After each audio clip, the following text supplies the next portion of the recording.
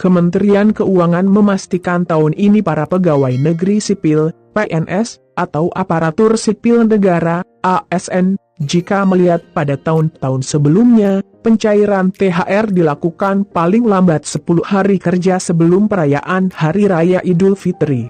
Proses pencairan THR pun diatur dalam bentuk peraturan pemerintah. Dengan demikian, maka THR tahun ini akan dicairkan paling lambat akhir April atau awal Mei 2021 bagi para abdi negara ini. Besaran THR PNS komponen THR yang diterima para abdi negara meliputi gaji pokok, tunjangan keluarga, tunjangan jabatan, atau tunjangan umum, dan tunjangan kinerja.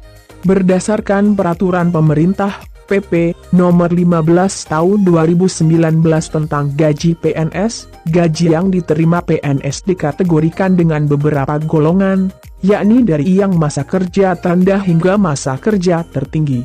Untuk PNS golongan I masa kerja 0 tahun, menerima gaji Rp 1,56 juta per bulan.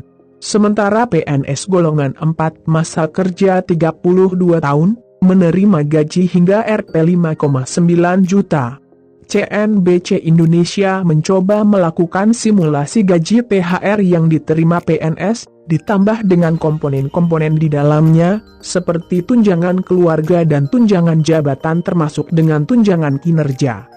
Misalnya, dari PNS di lingkungan Direktorat Jenderal Pajak Kementerian Keuangan sesuai dengan Peraturan Presiden, Perpres, Nomor 37 Tahun 2015 tentang tunjangan kinerja di lingkungan pegawai Direktorat Jenderal Pajak.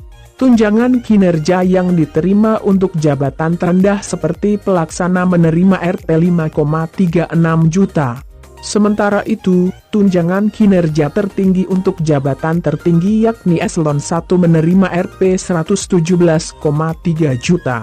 Artinya, THR yang diterima PNS dengan menggabungkan gaji pokok dan tunjangan kinerja untuk jabatan terendah mencapai Rp 6,92 juta, sementara untuk jabatan tertinggi, bisa mencapai Rp 123,2 juta.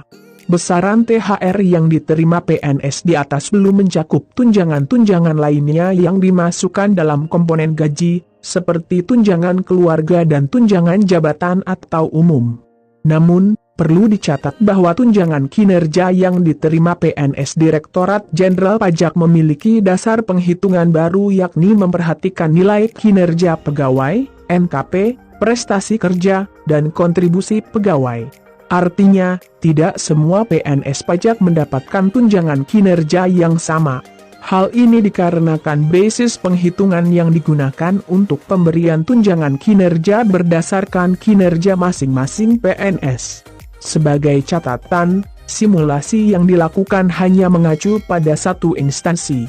Setiap kementerian lembaga memiliki dasar sendiri dalam menentukan tunjangan kinerja bagi para pegawainya.